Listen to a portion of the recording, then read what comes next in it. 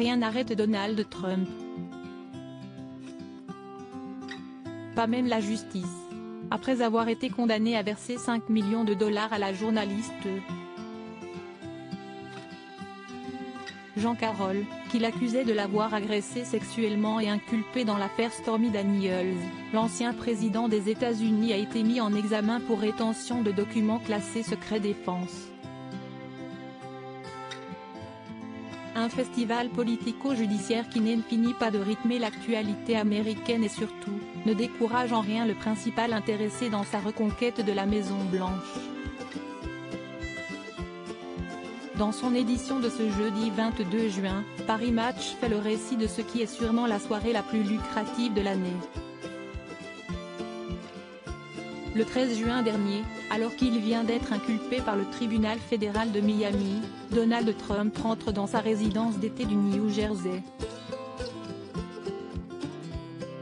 Le soir, une collecte de fonds pour sa prochaine campagne présidentielle se tient dans son club de golf de Bedminster.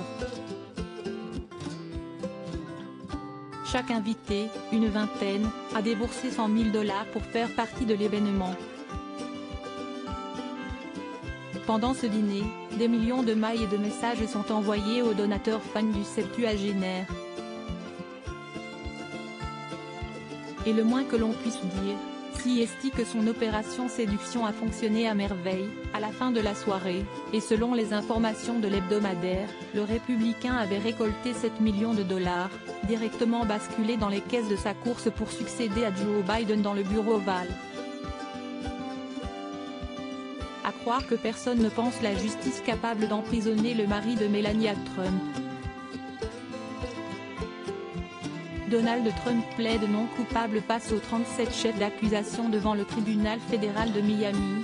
Donald Trump a plaidé non coupable concernant les 37 chefs d'accusation qui le visaient dans l'affaire des archives de la Maison-Blanche. Il est accusé d'avoir détenu de façon illégale des documents classifiés et a été inculpé par un grand jury.